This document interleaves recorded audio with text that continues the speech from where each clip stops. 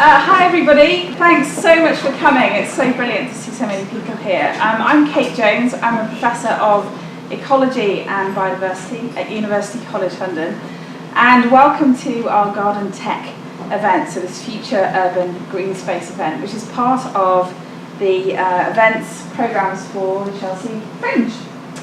So tonight brings together a really exciting group of academics, corporates, startups, and also just volunteers, just normal everyday people. And I'm going to introduce these guys in a minute.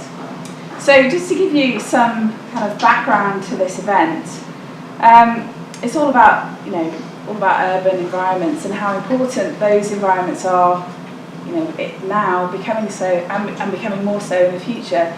So it's kind of estimated that future projections suggest that about 60% of the future urban environment is yet to be built. So urban centres are really important, and it's where most of humanity is living at the moment. And that's a real growing challenge for our planet. So how do we make these spaces livable and sustainable? And how do we help the health and well-being of the people that live in these cities? And how do we make these better? So a real common theme of future investment in cities at the moment is this smart technology. So you probably have seen quite a lot about smart technology. It's the idea that we can make things more efficient, so we can kind of connect up people, or we can make the bus system better by providing buses when we need them rather than wasting money on buses when we don't need them. But I think these smart city initiatives have largely ignored the nature in our cities.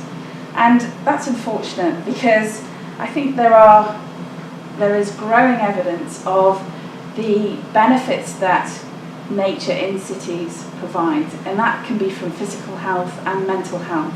And also, and I think this is really important to me personally, that cities are becoming a refuge for wildlife because we've trashed the rest of the planet. So these cities are also important for biodiversity. And is there a way of making cities more livable for both human health and well-being, but ultimately for the planet that we live in? So how do we encourage not just being livable and sustainable for us, but also for the animals that are and plants that are surrounding us and part of our planet? So I think our global challenge then is to design cities which support diverse human and ecological communities. So, and kind of making cities more sustainable and resilient to change, and that's going to be a big theme of the coming century. But how do we do this? And I think that's really, really difficult. So how do we go from not just smart cities, but nature smart cities? And that's what we're going to be discussing this evening. That's the challenge to the panel, is how do we make our cities nature smart? So, just to briefly introduce you, so we've got on the far left, we've got Nick Mason, who's the founder of IMBY, which is a new app aimed at helping everyday, ordinary people bring nature into cities. So this is going to be launched soon, so you guys can see that app. He's previously worked in energy, carbon and sustainability, and he'll talk to you a bit more about that in a second. We've got Dr. Sarah Gallagher, who is from a research scientist at Intel, in Intel Europe. She's got a PhD in machine learning, which is very hard, very clever, at University College London. But her recent real interests are the interface of computer and human interaction. So she's an expert in that. You've got Andrew Gregson, who is next up. So he's a designer, he's got a background and worked at Apple and Yahoo and Sky. He's founder of a number of companies, and he's here as the founder of Green Lab, which he'll talk to you about in a second, which is the world's first agri-tech urban farming incubator. So London's first. Oh, sorry, well, you told me. You said world. Next up, we've got Ben Newton, who works for central government, but this evening is his role as a volunteer in setting up the coal line project in Peckham in South London. So he's going to tell you a bit more about that in a bit. So can I hand over to Nick, but I'm just going to just talk about the fact that we have these 4 talks, and then you've got a chance to kind of ask questions and we can discuss some of the future directions this means. And then we've got lots of refreshments upstairs afterwards that everyone's welcome to come to. Is there anything else I should have said that I haven't? Right.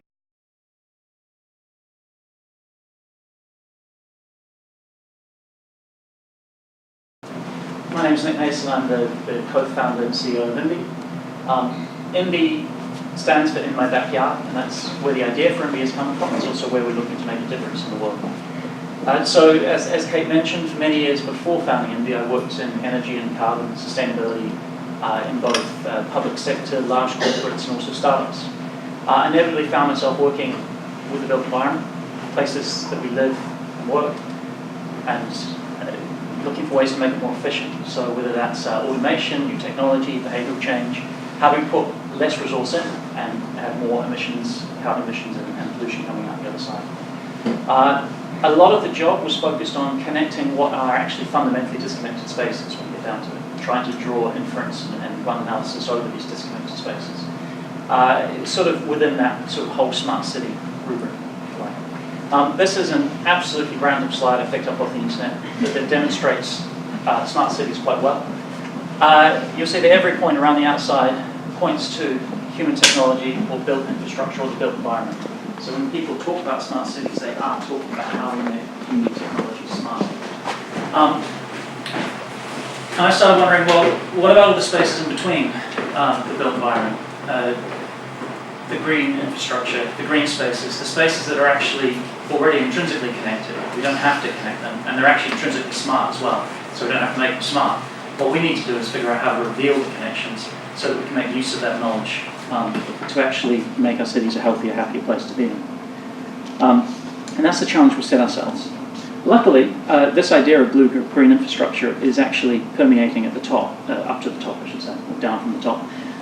With planners and developers and researchers all now talking about the benefits of blue-green infrastructure in cities, from climate change adaptation and mitigation to, say, rainwater mitigation, through the health and well-being of populations who need green space to stay sane in a busy urban city.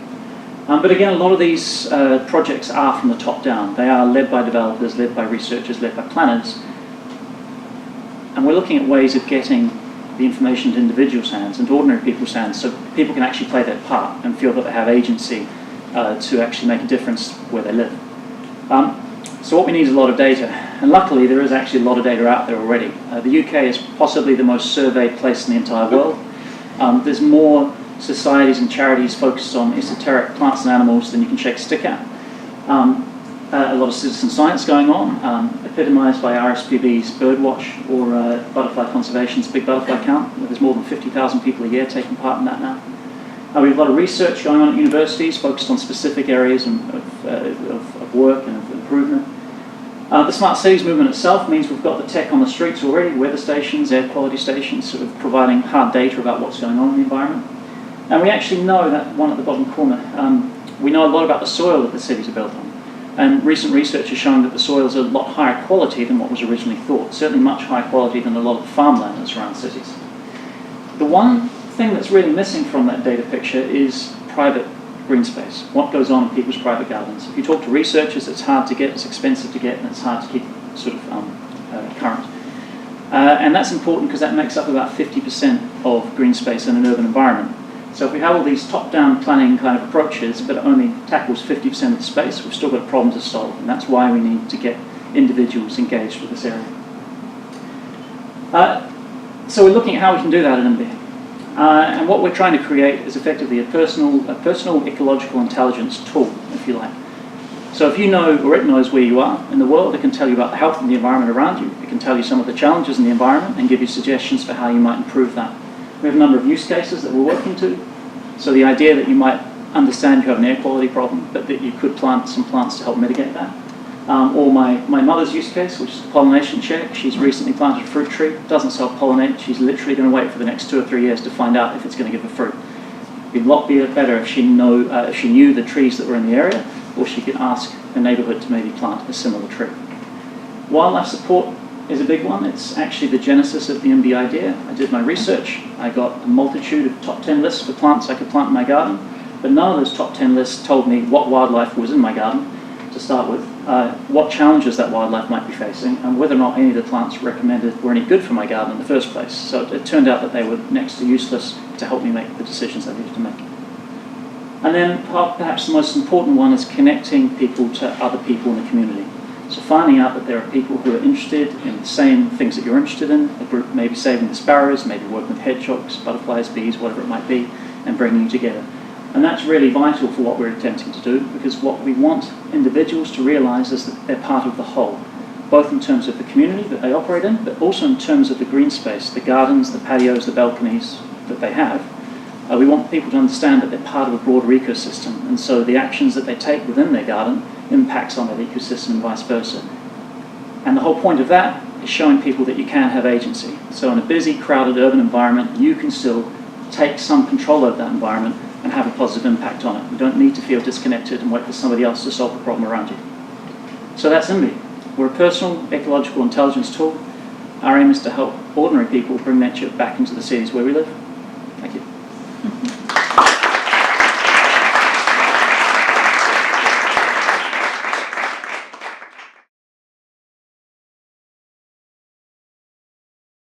So my name's Sarah Gallagher. I'm very much the tech side of the GardenTech. So I'm a research scientist at Intel, as Kate mentioned, but I always sort of refer to myself a bit more as a creative technologist, because that sums up much better what I do. So I think creatively about how we can use technology in new ways. I also build new technologies and try them out in different spaces. I come from an academic research background where it used to be that all this kind of research was done in a lab in a very controlled setting. But the research I've been doing has been very much putting things out into the world, around London, in museums, theatres, parks, to see how real people find and come across these technologies and use them and interact with them, what kinds of experiences they create and how they might impact on our everyday lives. And there's a common theme that kind of runs through all the different things that I build and make, and that's the Internet of Things. And I'm sure most of you have heard of that term before. Just in case you're unfamiliar with it, the Internet of Things is basically this concept that the Internet started as a very digital thing. It was all about web pages and digital content. The Internet of Things is pushing it beyond digital and going into physical. So it's about connecting physical things, even everyday objects, to the web, to the Internet. And typically these connected things do one of two jobs. They either capture information about the world around them and the environment around them, so they're sensing, they're sensors, or they can be controlled through the Internet and affect the environment around them, so we call those actuators. And I'm going to show you a few examples of both. I was hoping to do a demo on both, but with Wi-Fi issues and things like that, I'm not sure if it'll work. Technology. So this is the Smart Citizen Kit. I don't know if you've seen this before. This was created, co-created at the Fab Labs in Barcelona. It was a Kickstarter project initially. And it's a little environmental monitoring kit, and anyone can buy one. You hook it up to your Wi-Fi network at home, plug it into a socket, and it starts to capture environmental data from within your house or your shed or your garden, wherever you want to put it. And it pushes everything up to the web, to an online platform, where it's shared as a worldwide community. So if you go to the website smartcitizen.me, I don't have it up here, you'll see a map of the world, and you'll see little dots all over that map, and each dot represents one of these little kits that's live and pushing data. So you can click on the dot and you can see the data that's coming live from all these kits around the world. On the other side, we've got these actuators, things that can be controlled through the web, and I've set up a little demo over here. I really don't know if this will work. It did work earlier, but 3G is a bit funny down here. But basically, you get more and more of these devices available now to buy. One of the most common, one of the first ones, were these plugs, smart plugs. Usually, if it's connected to the internet, it's got smart in front of it. So this is a smart plug over here, and it's connected to this light. And I've hooked it up to the app that comes with it. And if I hit this button, hopefully 3G will shoot that up to the internet and turn the lamp on. And if I hit it again, maybe it'll turn off. Yeah. So it looks quite cool that I'm doing this in the same room, but the power of the Internet of Things is that I could actually go to Australia and be controlling that lamp from Australia, because the Internet's global, it's worldwide, and that's the real power of it. You can connect people from one side of the world to the other. You can control things from one side of the world to the other, and you can capture data and see it anywhere you want in the world. So we've been doing a number of different projects on this at Intel, and some of them have been related to more green space and nature. This is one that I remembered that some of my colleagues did. I really like this one. This was done with some schools in London, where we were trying to teach them about technology, about geography, the world reach of the internet, and also teach them a bit about climates around the world. So in their greenhouses, we hooked the greenhouses in their schools up to data that was coming live from Asia and Africa. And then what we did is we controlled their greenhouses based on this data. So it created an Asian or an African climate inside the greenhouse. And then that let them grow plants that were native to Asia and Africa in their greenhouses. So it was a really nice way for them to learn about the technology, the Internet of Things, and also learn about the different countries around the world and the different climates and different plant life. But the nice thing about the current state of play is that anyone can do the Internet of Things. Anyone can make their own thing. There are so many products now available where you can just, no matter what your technology background is, you can pick up, you can find so many tutorials online and start to build things. So I've brought some of the little boards here. These are some of the more common ones, Arduinos, which are usually what you start with. You can very quickly get things blinking and make motor move and stuff like those. Moving on to some of the more complicated ones, this is a Raspberry Pi, which is basically a little computer. It's about that size, a little computer. And the one at the end, I have to put the button for Intel, of course. This is the Intel Edison. So this is a complete Linux computer in here on this thing the size of a postage stamp. So you can start to see that we can do some really impressive stuff on tiny little devices. You don't have to go up to the cloud anymore to do some processing and analyze data. You can start to do it at the very sensor itself. And here is just, I thought I'd point you to this website. If you did want to build your own things, this is where people share what they're building. It's called instructables.com, and I get a lot of inspiration from here.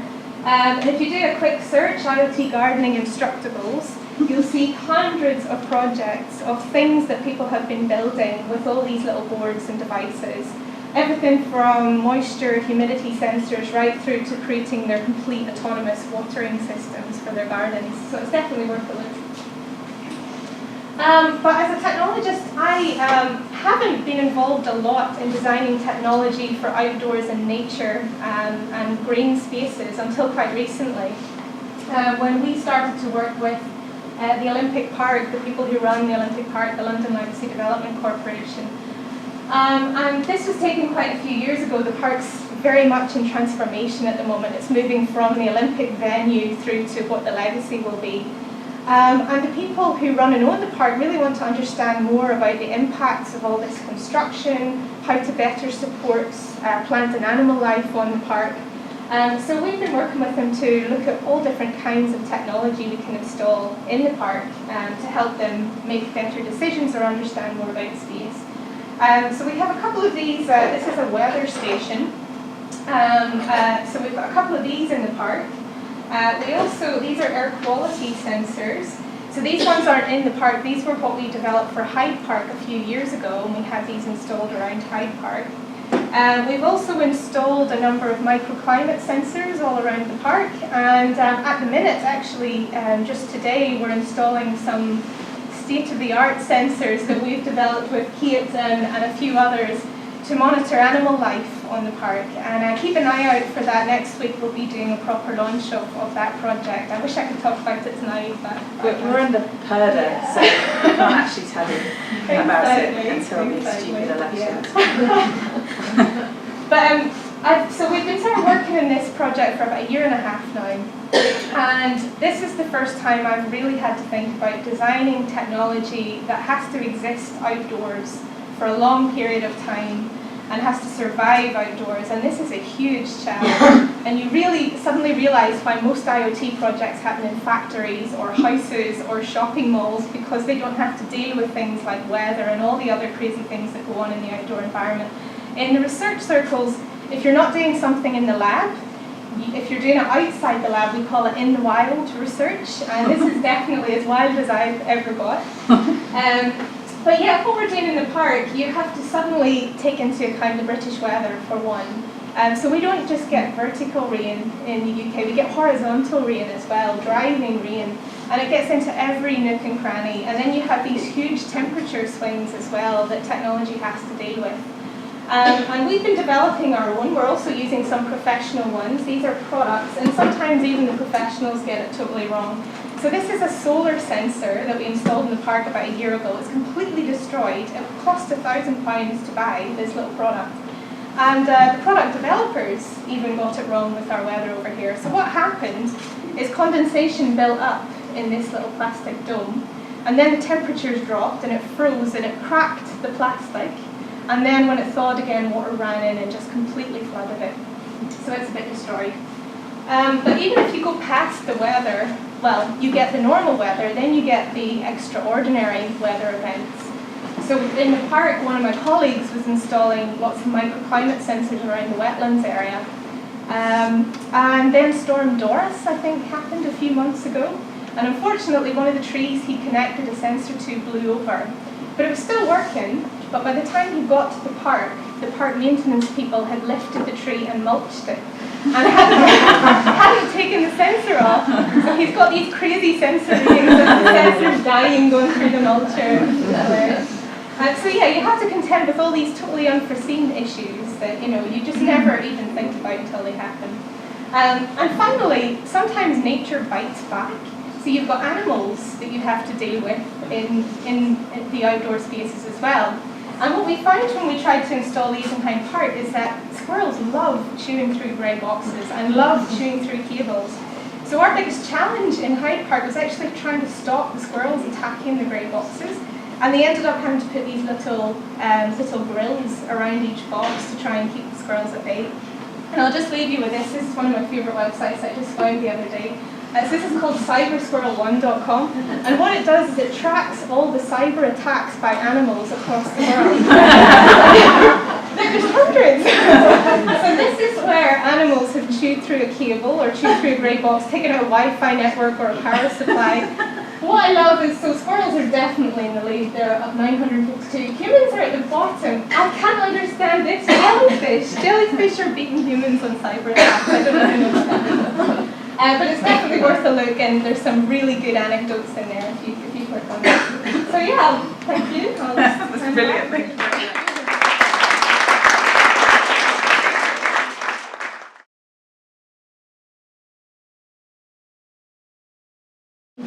Thanks, Nick, for the invitation. My journey, I guess, into urban agriculture started when I was 9 years old as a kind of budding nature lover and, I guess, wannabe marine biologist. Fast forward 30 years and I spent time at Apple, Yahoo, Sky, and media companies. I never quite achieved where I set out to do when I was 9 years old.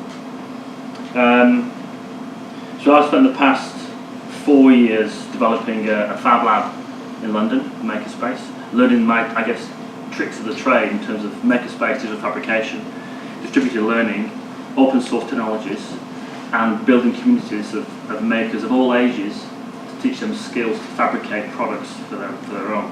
And during my journey along there, I went to a space in Barcelona called Valdaura, which is a farmhouse in the middle of 140 hectares of prime Barcelona Campo. And at the bottom of this farmhouse is a fab lab. It's called the Green Fab Lab. And they look at self-sustaining habitats in 140 hectares of farmland.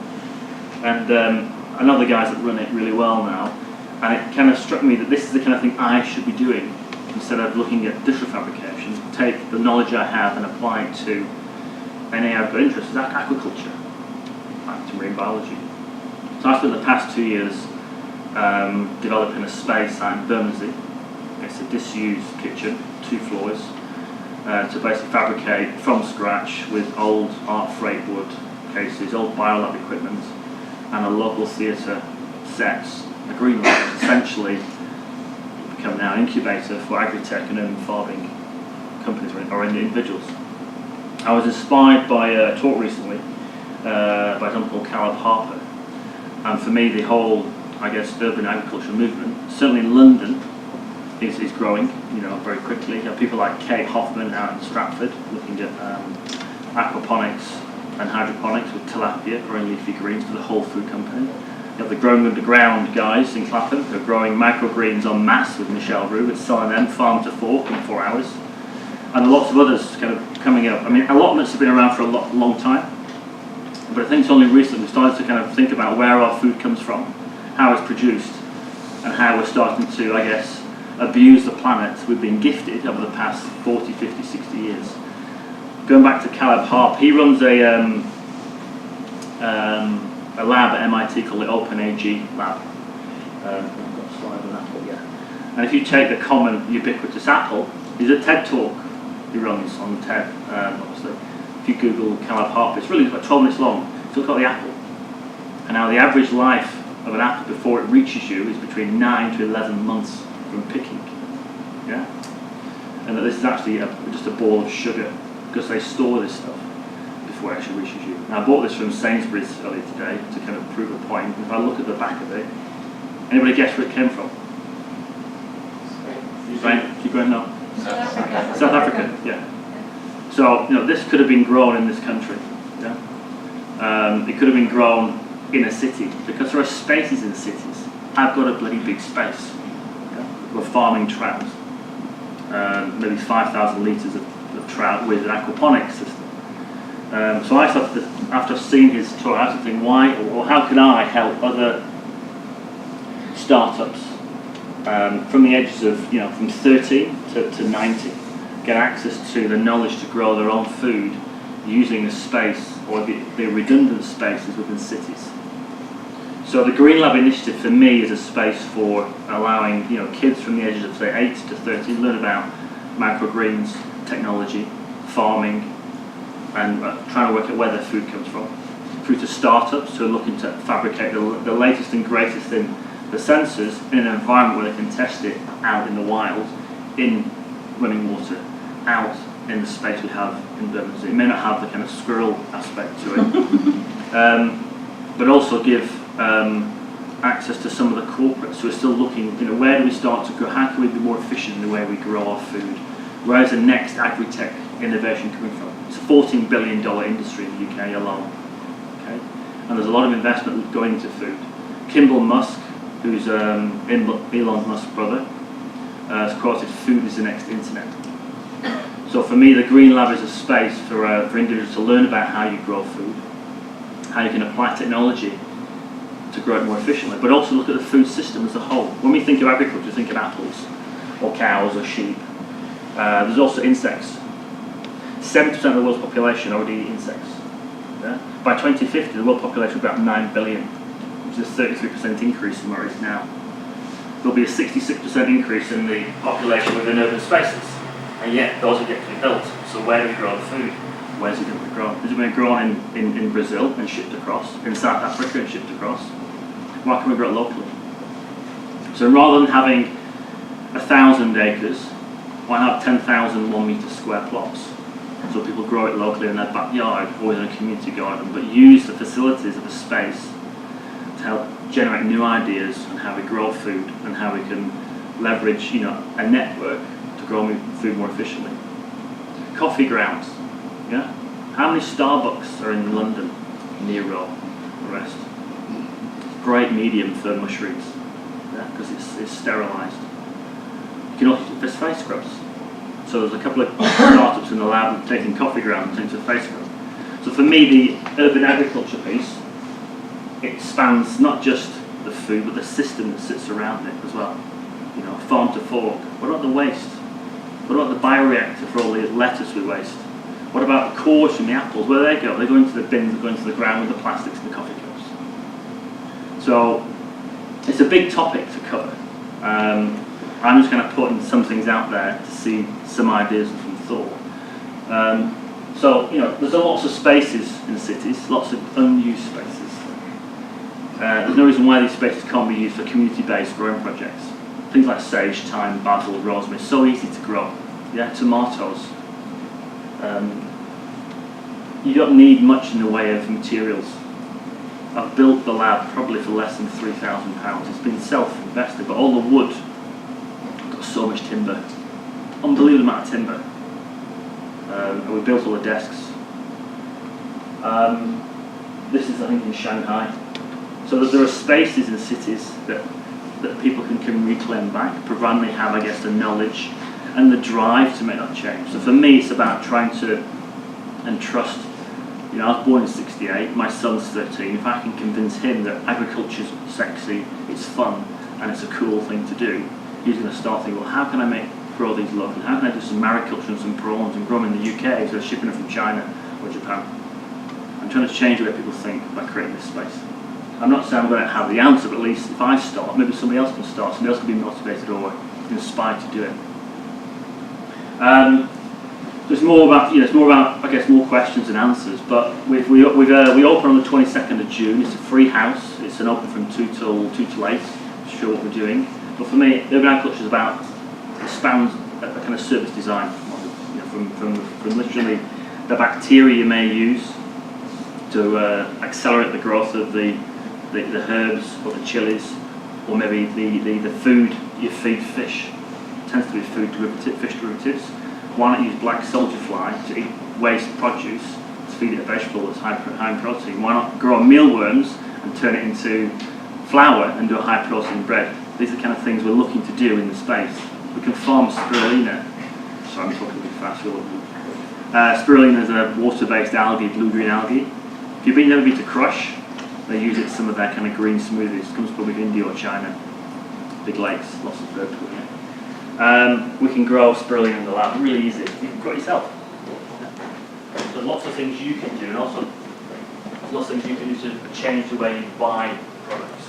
That, I think, that's disgusting. I'm annoyed at seeing that, which is lab process. But I'm not going to change this. It takes a lot of things to change. This is Gotham Greens in New York. There's an enormous footprint. It's a hydroponic farm. And hydroponics is basically chemical-based growing. Aquaponics is using fish poo to grow plants and leafy greens. Aquaponics is probably more efficient because it's a natural symbiotic system. Chinese are thousands of years koi carp in their rice paddy fields. They produce enormous amounts of produce within New York. Yeah, so that's the website for the look. But that's my 10 minutes. Thank you.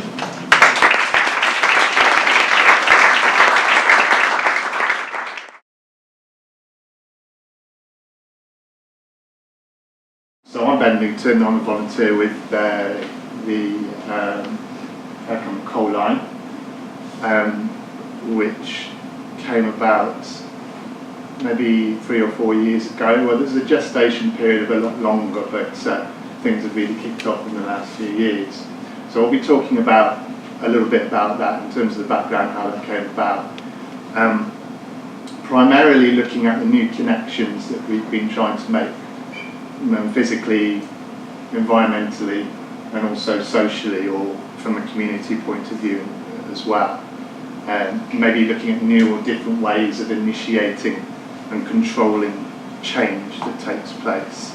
So if you think about any shared space, London is a shared space, especially, let's say, the inner zone, zone 2 to zone 3 maybe, highly contested use of and different desires to use space in different ways. And there are certain, how should we say, without getting too political, maybe power structures or regulations or policies in place that dictate how that space is used. So part of what we've been looking at with Peckham Coal Line is about how to change that conversation, or how to have different and new conversations about use of space in an urban environment or in a shared space environment. And so a couple of points I'll just point out on this slide here. For those of you that know Peckham, you might recognise there's a couple of profiles of the buildings. We've got the top, this one here, these are windows. That's the Bissey building in just off Rye Lane, which was and still is probably a contested space in terms of how it should be used. My understanding is, so it's not an official line as such, but my understanding is that the landowner there is very favourable to use by community groups, by faith groups, by fitness groups. It very much wants to keep it at a local level. And then also we've got, you can't really see it here, but in the foreground here we've also got, as well as these railway arches, and there's a little bit of a profile of the Peckham car park as well, which is a multi-storey car park, which is again very much a contested space, unused to its full potential as a car park for several years. You might know it's been used as an arts space for about 10 years, and now recently it's been granted a little bit of a leeway in terms of what the council will do with it. They've decided they'll let it out to a shared creative space, the Peckham levels, so different uses again, rather than maybe just handing it over to developers. So I just wanted to put a little bit of context in the local, for those of you that know Peckham, you might have heard, well, even if you don't, you might have heard recently there's been stuff in the news about desirable places to live, and Peckham was number one. And for those of us that have lived there for any length of time, you know, like any shared space in London, I guess, I went to see a film the other day about regeneration, as you might call it, and how different people have ownership of space. It was quite interesting to hear the Times newspaper telling us it was a desired space. I'll point out there also we've got the Space Hive crowdfunding that says now crowdfunding. This is actually a little bit out of date, so that's crowdfunding, which I'll talk about in a moment, was successful. We rose over £80,000. It's one of the most successful crowdfunding campaigns up to that point. So a little bit about the context again. So this is east to west, north south, obviously, bird's eye view of the space that has been proposed to be used as a new shared urban park, you might call it. And so this is Peckham Rye Lane, and the train station is here. This is the Bissey building I just pointed out, and there's the car park. So what we proposed with the coal line with three features, as I just outlined briefly, is really about how to create new connections in the local environment from a physical point of view. So it's a built urban structure that's been not used. So it's a disused sidings, coal line sidings that haven't been used for about 50 or 60 years. The coal trains used to come in, they used to unload their coal there for the local businesses, and then the horse and carts would come along and distribute that. Not being used for a long time. Somebody was standing up on the car park a few years ago and could see all these silver birch growing along this bit of the sidings there, and that's where the journey started really, is in the seed, if you like, was planted in terms of what is this space here that can be, how can we perhaps open that up in a way that's positive for the local environment, for the local built environment, and for the local community.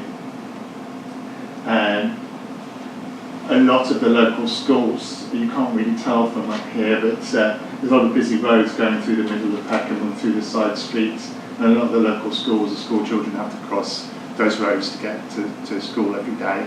And so part of the theory with the park was an elevated urban park, but it would be creating a bit more of a fluid, barrier-free way for people to move about in what is a very busy urban environment.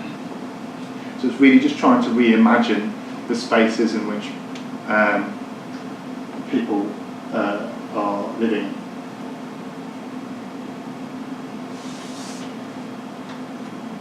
So in the Peckham environs generally, I wouldn't like to say necessarily that it's a highly deprived area, but let's say it's not highly affluent, and there is a certain amount of deprivation in that area, and there are various ways in which one can seek to change the social economic situations, but perhaps from a big picture point of view, we really wanted, or we were looking at ways in which we could engage the local community in taking ownership of this space. So here's a few people who have come together with this idea: how can we engage people locally and get them to think about these local spaces of disused or post-urban post-industrial environment that isn't really used at the moment. And that's really been what the project is about. So when we talk about, at the beginning, a new park, it really kind of maybe gives you the image of something that's an end point or something that we're aiming to get towards. Whereas really, if anything, the journey is just as important, if not more, than the destination.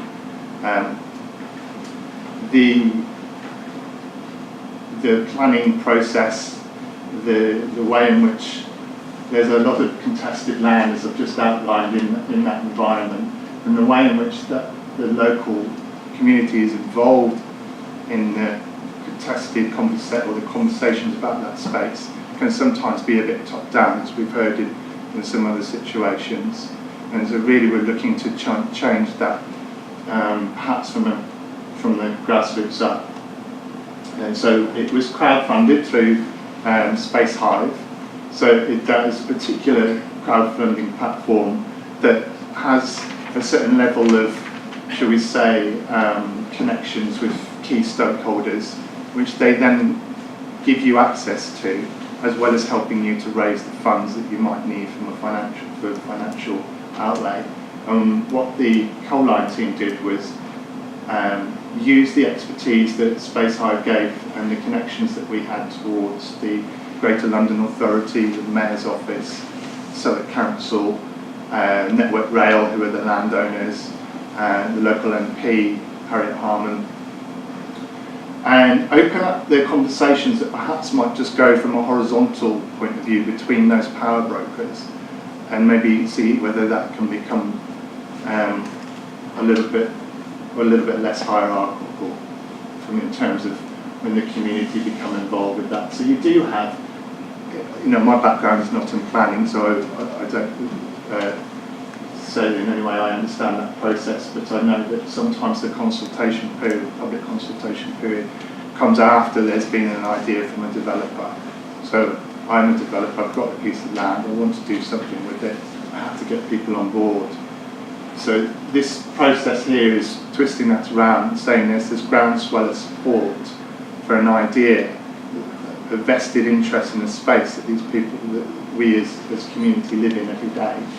We are then going to the power brokers and saying, well look, we don't want to just get your permission, we want to be involved with that process from start to finish. And that's what we're in the process of doing. So we were successful with the crowdfunding process, raised enough money to do what's known as a feasibility study, which is, again, it's an ongoing process. It's not something that we just go out to the community once or twice and then that gets snowballed into the final project. It's been an ongoing conversation, if you like, which has been led by the volunteers that work with the Coal Line and the associated groups that we've made as a result of the relationships we've built up. So there are other shared spaces along that route.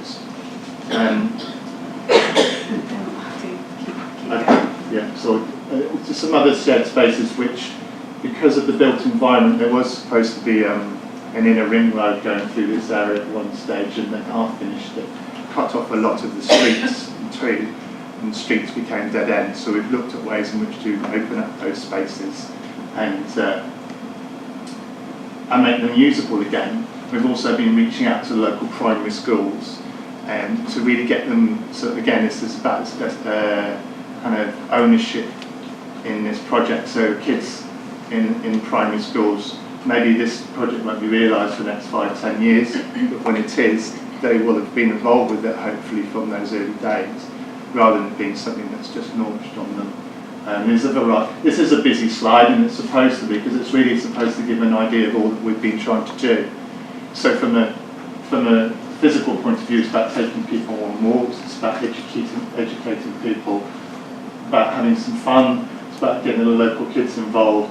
And this concrete wall, you can't really see it there, but that was a barrier wall between a council estate and a nature reserve, which we're proposing that we knock a hole through the middle so that it's not cut off. And we've also repurposed the wall slightly without the permission of Southwark Council, but they haven't said anything yet, so fingers crossed on that. So thanks. I will sum up, sorry,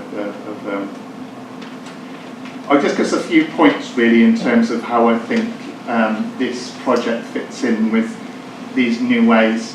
To one of the themes that we've been looked at is a new theme or ways of reimagining urban space or urban environments. I know that there's always been local groups trying to participate in the planning process, but I think through this crowdfunding process, it's really about getting an interest from the beginning and involving those people, not from a financial point of view, but from an emotional point of view, having ownership in where the project goes, and then re-engaging and realigning the relationships that you have with the power brokers. And so that, we've had people who sat in on GLA meetings, so Greater London Authority meetings, from other boroughs, who have said that this process, not specifically our project, but what Space Hive has done with other similar projects, has really helped them to question the somewhat maybe child-parent relationship that there sometimes is with the power brokers, and to maybe reorientate that a bit. So that was really some of the key themes that I wanted to, and maybe that's something that would come through in the discussion. So thank you very much for your time.